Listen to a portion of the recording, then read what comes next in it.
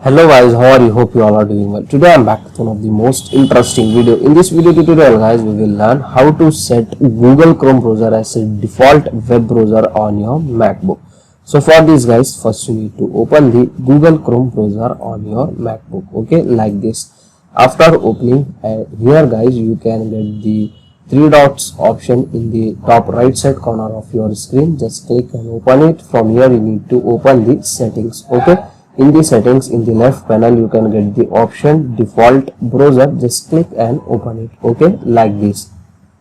And here guys you can get the option make default. Just click on it like this, and here you need to select use Chrome option. That's it. Now your Google Chrome browser was set as default web browser on your MacBook. So this is the very easy and very simple method to do this guys. So that's it for today guys, the short and very simple video.